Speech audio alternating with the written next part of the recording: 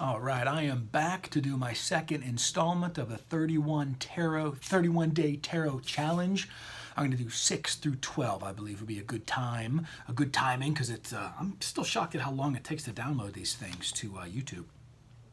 So here we are, number 6, the deck that you crossed off your wish list in 2017. Now, this is really easy for me because I didn't have a wish list in 2017 because of all of you people out there. I knew that there were other tarot decks out there, but I didn't know there were so many really cool ones. So I'm going to say that I actually got it in 2018. I just got it after I saw Elise Wild Moon Woman explain this this golden thread deck. I just think this is the coolest deck. As I said in the last video, everything matte black I love. This is plastic. The cards are ultra thin, so they come together like just like a breeze. To shuffle these things is like the easiest thing in the world. So I really am enjoying my golden thread. That's pretty much the wish list that I have now that I accomplished. But I'm just going to pretend that it was last year because I didn't buy any last year really, other than a couple little novelty things for a couple events that I did. So no wish list. I did see, I have to say, Jennifer Ball gave showing her unboxing of some sort of ghost deck, and the imagery there really kind of piqued an interest in me, so I might put that on a wish list for the future for 2018 to get. Most work decked in 2017 by far is my original Rider deck that I've had since 2007 is whenever I got it. I think it was around my birthday, and I'll get into the story about that, why I got it back then. But it's been the Rider deck by far, by a million miles. I started talking and teaching and doing more group sort of events, so I just got the bigger. I got the little mini and I got the bigger, and as you'll see, I sort of did this nice little patina with Sharpie markers. I got a packet of a whole bunch of different colors because I wasn't like a lot of you crazy about the Rider imagery. So I just kind of spiced it up with all that patina back there, and I sort of add some density and some really cool. I just really had a good time with it. I can certainly understand why people do those coloring books because I was losing track of time. I had my head down for 5 hours one day just coloring and smearing with the markers, and I just had a ball. Those are the decks that I have used almost exclusively, besides the few times, and there'll be more whenever I talk about doing this New Vision deck of From the Other Way, because I want to read more for myself. Not so much for, I still want to increase clients, of course, but I want to read more for myself in that deck, like I explained in the last video with that Stalker card, the Four of Cups, why that helped me so much kind of get over what was going on with that card. So that's the intention moving forward. Top 5 decks on my wish list now. Well, this kind of really goes about that ghost deck that I saw Jennifer talk about, that ghost deck. It's not really a dream or a real wish list, but I am curious to look at the imagery just because it looked really cool. Now, I certainly appreciate everyone sharing their new decks. There hasn't been that one that I was like, ooh, I really need to get that one yet. All right. Tarot goals for 2018, number 9 on the list. I have like 25-30% of my office work doing straight up tarot card readings. I would like to get that closer to 75% because those are the sessions that I enjoy the most. I enjoy being a hypnotherapist. I enjoy doing the spiritual counseling and neuro-linguistic programming. I really enjoy that.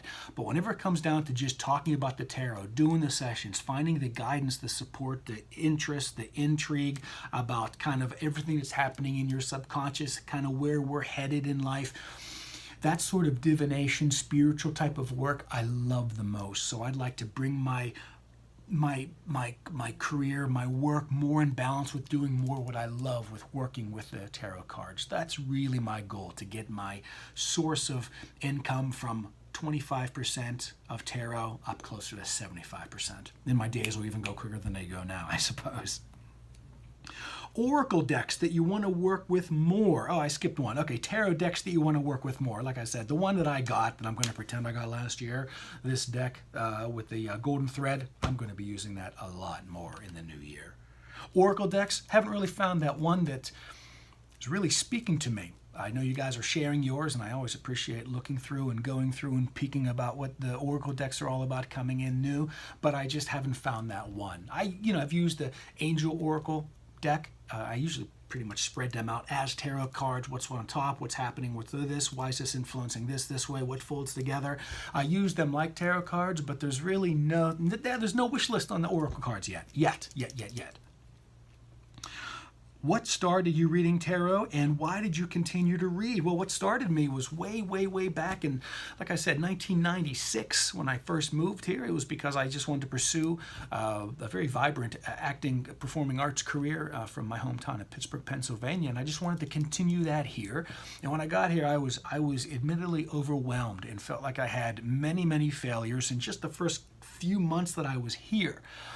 So I found my way into West Hollywood, where the Bodhi Tree bookstore was, and it was this magical, mystical wonderland of all kind of books. They had hundreds of tarot cards behind a case. They had readers on the side of the alley beside of the bookstore. I had no idea what any of that stuff was about, other than what probably most of us have an understanding of the tarot as being, what's going to happen to me? What is this future? What's my destiny going to be? What's this going to look like? Am I wasting my time even here? Should I find out some other place, something else to do?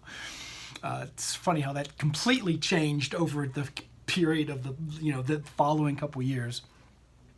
But under a really cool set of circumstances, I was in a pretty dark place.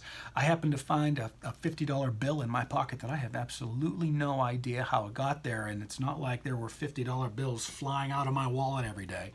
And I said, well, now's my chance to see why all those people are standing in line to get these tarot card readings with these people. It was very mysterious. I had no experience of this from Pittsburgh at all. But I found this money. I said, if I'm going to find out what's going to happen to me, this is worth the $50, or I blow it, whatever.